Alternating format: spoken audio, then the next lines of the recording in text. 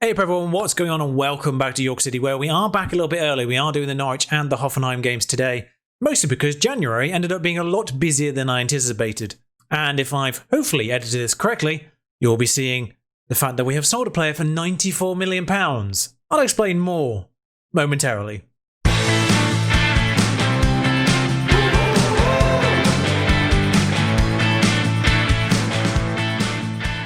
So ripping that band-aid straight off, we have sold Sean Coleridge for £94 million to Manchester City. A couple of people got interested in him, of course. He was on the out for me. He had a great couple of years. In fairness, he never really didn't perform for me, despite this attributes. But as soon as I looked at him properly after a couple of years of having him and saw those 12s at the bottom of his mentals there in the key sort of teamwork sections, and obviously the technicals. When you look at the technicals, they're the technicals of a League One player. Obviously the rest of his mentals and the rest of his physicals help skew his star rating. I feel like he's one of those players whose star rating is wrong because of those technicals, because those mentals at the bottom end. Obviously the top end mentals very good, and the physicals very good. But I just feel like the physicals are skewing his value and his ability. And of course, the big one, the one thing I've come to really despise most of all on players now, big game mentality. It's the one con, doesn't feel comfortable playing in big matches, and that's the kind of player we need to get rid of. James Grimes is the other one, although I can't really get rid of James Grimes because I think he actually is good enough the rest of the time. So with Coleridge going out, I did need to make up the numbers. There was a whole palaver with Agueso. Because Sean Coleridge left, I recalled Agueso and then immediately realised I had maxed out my foreign player quota already. And I didn't really feel comfortable even taking Yurchenko out of the registration list because I kind of feel like I needed him and he's been quite good. Didn't really have, that was the only person I could have removed from my foreign players. So I immediately sent Agueso back out again. He actually had bids accepted from Gladbach and Fulham for 30 million from Fulham in the end, and he rejected those contracts. I think it's just because he renewed his contract. He was up at the end of the year, and I figured I couldn't really let him go for free. So I did renew his contract, and I think that's probably why he rejected the other contracts. But he's gone back out on loan again, so that's a bit awkward. So in came Ben Godfrey on deadline day. I saw he was available for £7 million. Well, I saw that his contract was up at the end of the year, and for £7 million, solid backup, basically. He's solid back. He's come back into the side knowing he is a backup. And I don't know why that says career stats in the bottom right. Although you can see them anyway. But he is a very incredibly solid player. There's a lot of 15s in his locker still. A lot of those mentals are 15s. A lot of those technicals are 15s too, which obviously just makes him look at that little bit worse because they're not in yellow. Apart from obviously the fact he's slightly slower than some of our other players. He's at 34, let's not forget. That's quite good for a 34-year-old. I don't think he's really that much worse than the majority of our players. You look at Parkinson, who's only half a star ahead of him. For a player who's 34, still got it. And of course, he's back to his hometown club. He actually counts as homegrown club for the Champions League, which is pretty fun. All those years later, started his career at York, and he's come back. Of course, sold to Norwich. We got money from his sale to Everton, which was so thank you for that one, because that helped us on our way through the leagues. That little bit of extra money in the bank. Looks like he left in the middle of the 2015-2016 season, so presumably in the January of 2016. And he's come back 16 years later. Welcome back, Ben. Welcome back. And then just very quickly, an incredibly baffling situation arose where this player was available. I bought him from Leipzig. I've immediately loaned him back because we don't need any more strikers. But 8.25 million. They transfer listed him for 8.25 million. I have no idea what's been going on at Leipzig. I don't know. I haven't really checked the rest of their squad if they've got an even better striker. But he's played 5 times in the last 2 years and he was listed at 8.25. He's as good as Godoy Gonzalez and Carpentier in my list in terms of star rating. He's 4th, but he's as good. He's American, so he gets that American revenue in as well that we lost with Pulisic. And I just don't understand it. 33.5 million he's valued at. If we sold him for that in the summer, we'd make £25 million profit. Don't know what's happened. 48 goals, 48 caps for America, 24 goals. I mean, for the revenue alone, he's worth 8.25 million. But that's by the by. Of course, last we met, Liverpool 2-1. You saw whatever was still in moving pictures. We followed that with a 4-2 victory at Derby, where an 18-year-old scored 2 goals against us, so I triggered his £33 million release clause and bought him as well. 18 finishing at 18. He is 2.5 stars compared to those 4-star players, of course. We've also loaned him straight back to Derby just because we didn't need another striker, so we may have bought 2 more strikers, but we've loaned them straight back. We'll deal with that situation in the summer, having 6 of them. Worth noting, there's actually a 7th one out on loan in Portugal right now who is doing very well too, so we might be just slightly overrun with strikers soon.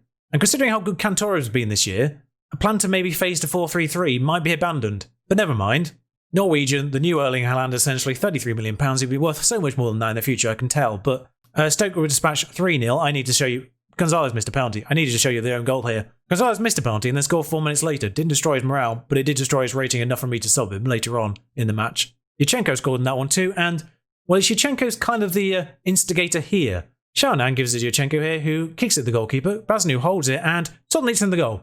I can't explain it, other than witchcraft. I've seen the situation where goalkeepers sort of pull the ball over their own line in the actual part of an animation.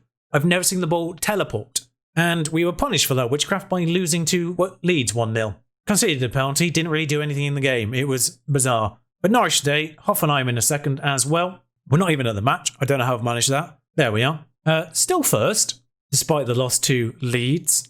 But 1 point separates us from the other team on 26 points. But 1 point separates us from the other team on 26 games played already. And 2 from Arsenal. It's very much becoming a top 4 now. They are sort of separating away from these Europa League spots. Godoy and Cantoro still respectively top, although 13 goals apiece here. Now, the advantage for us, of course, there's one of their star defenders is actually one of our players on loan to them, so they can't play one of them. And the bad / maybe good news is Fiore can't play. His last actual game is the bad one sandwiched between the two big green lines, so he was the one who gave away the penalty against Leeds. So Shaonan obviously steps in that bit. We'll stick Ben Godfrey on the bench because I think he has some vague capability at right back. Medina's gone out on loan, by the way. That was sort of the whole part of the thing that also triggered bringing Gueso in. Also, Rick needs not to be in that lineup.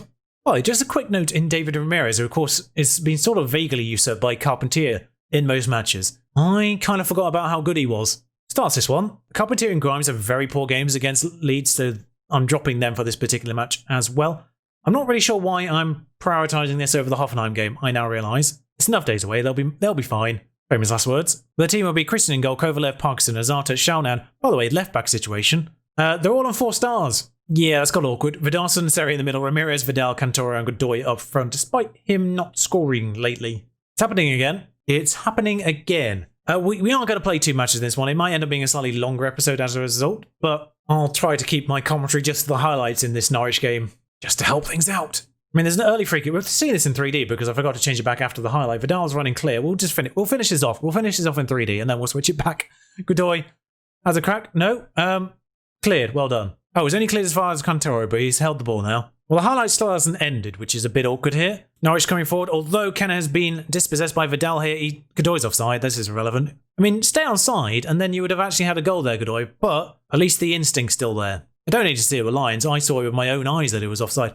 Although not as much as it looked in real time. It was literally almost like half a foot off, half an actual foot rather than the measurement of a foot. Ramirez, I don't know if there's been a block in there or something. Worthy highlight. Ramirez, those kind of highlights are probably slightly more appreciated in 3D when you can see the blocks. Ramirez still going forward, and I don't think finishing is his strongest aspect. Got a lot of yellow on his page. Don't think finishing is one of those. So Norwich, despite the fact they've been poached of most of their better players, obviously Venturelli went to Manchester United as we highlighted earlier in the season, but still got some pretty decent ones, including most of the ones I wanted to sign from Swansea at one point in time.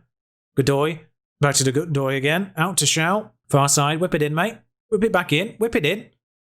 Fine, Seri, Vidal's there. That is a ridiculously well-worked goal if that was intentional from every single person in the run to that ball going in the goal. If there are physical touches from the players involved in this rather than it just hitting them, this is a fantastic goal. We'll see. Judgment about to be made. Seri gives it to Vidal, taps it on. I mean, Godoy's psychic. I am not sure how he managed to do that. Anyway, Vidoyson? I don't know what to... New York accent, maybe? I'm not sure. Godoy's through, though. Mancia, saved. I said that they talked through the highlights. It's been about 12. Zata. 28 minutes on the clock, nearly 29. And there's, well, another highlight here. Watkins, one of the former Swansea players. Zanini. Simmer, I don't recognise him. Jesus wept. First goal of the season. Might have been a January purchase. I will just hold off on my fury for the first goal of the season nonsense, just in case he is a January signing. But, what a signing he is, if he was. Yes, bought in January.